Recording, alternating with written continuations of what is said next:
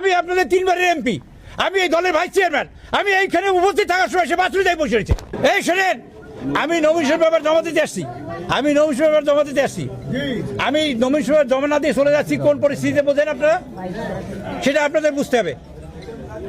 আমি এখানে বসে আছি এবং এখানে বসে থাকার পরে 4টে থেকে বসে আছি, এখন বাজে কত 4:27। এই সময় ধরে ইউনো বাথরুমে বসে আছে। কাজে আমি নমিনেশন পেপার জমা দিলাম না, আমি বেতাকিতে এবং বামনাতে জমা দিয়েছি। কাজে এই বিষয়টা আমরা এটা ইউনোর প্রত্যাহার চাই আমরা এই মুহূর্তে।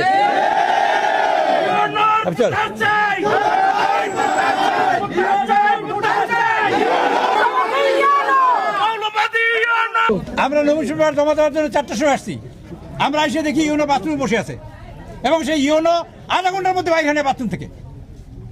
এবং কেন আমাদের লোক দুজন এখানে 5 জন গেল, 5 জন আছে, আমরা বলছি ঠিক আছে 5 জন আছে, তারপর শেষ পর্যন্ত সেই বাথরুমে যাই বসে আছে, যে কারণে আমরা এখানে নমিনেশন পেপার জমা দিচ্ছি না এবং ইউনোকে এখানে প্রত্যাহারের জন্য আপনাদের কাছে অনুরোধ করছি। এবং আচ্ছা, আমরা আগামীকাল থেকে ইউনো আর অফিস করবে না। আমরা এই ইউনো, আমি এখানে বসে আছি, এখানে আমি আপনাদের 3 বারের এমপি, আমি এই দলের ভাইস চেয়ারম্যান, আমি এইখানে উপস্থিত থাকার সময় সে বাথরুমে যাই বসে রয়েছে।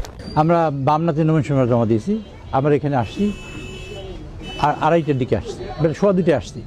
এসে আমরা লোকজনের সাথে কথা বলছি, প্রথম বক্তব্য রাখছি আমার লোকজনের সাথে যে আমরা আচরণবিধির যাতে লঙ্ঘিত না হয় সে চেষ্টা করবেন, কারণ আমরা 3 বার এমপি হয়েছি, ভবিষ্যতে আমাদের এমপি হওয়ার সম্ভাবনা আছে এবং ইনশাল্লাহ আমরা হব। এটা এই পরিস্থিতি তারেক রহমান সাহেবের সম্বর্ধনা দেখেই তো আপনারা বুঝবেন যে এটা সম্ভাবনা আছে, যে কোনো লোক আমাদের পায়ে পাড়া দিয়ে ঝগড়া করতে পারে। এই ব্যাপারে আপনারা সবাই সচেতন থাকবেন।